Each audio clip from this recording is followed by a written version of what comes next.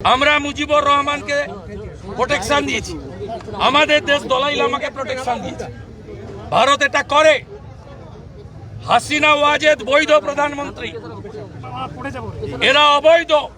হাসিনা ওয়াজেদ প্রধানমন্ত্রী হিসেবেই ঢাকাতে শাহজালাল এয়ারপোর্টে নামবেন, স্যালুট দিয়ে নিয়ে যেতে হবে। বাংলাদেশে পণ্য পরিবহন বন্ধ আছে। এ তো সবে সকাল, এখনো বেলা হয়নি। পেট্রোপোলের পরে ঘোজাডাঙ্গাতে ট্রেলার দেখালাম। মন্দির ভাঙা বন্ধ না করলে, চিন্ময় প্রভুকে মুক্তি না দিলে, জিহাদীদের আওয়াজ বন্ধ না হলে নতুন বছরে সিনেমা দেখাবো। ভারত যাদের মামার বাড়ি, বাংলা ছাড়ো তাড়াতাড়ি। কি সাহস!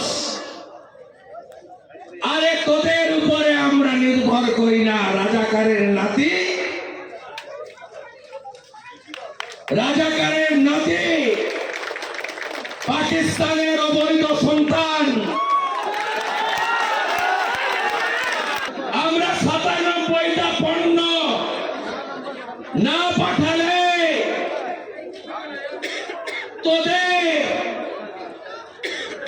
ভাত কাপড় জুটবে না। বড় বড় আওয়াজ বন্ধ করতে আমরা জানি। মনে নেই ৭১ সালের কথা?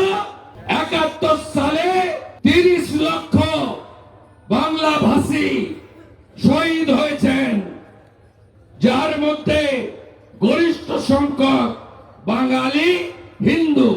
১৭,০০০ ভারতীয় সেনা বিএসএফ আত্মবলিদান দিয়ে বাংলাদেশ তৈরি করেছে। ৪ ঘন্টায় কলকাতা দখল করব।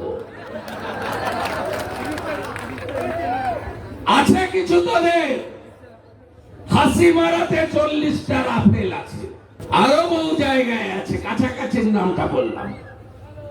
মাত্র ২টো রাফেলকে যদি উড়িয়ে দেয় ভারত, প্যান্টে বাথরুম করে ফেলবে ওরা। কালকে বলছিলাম সাংবাদিকদের, ঢাকা থেকে ৩০৩ লক্ষ হাতে টানা রিক্সা বেরিয়েছে, কলকাতা দখল করবে।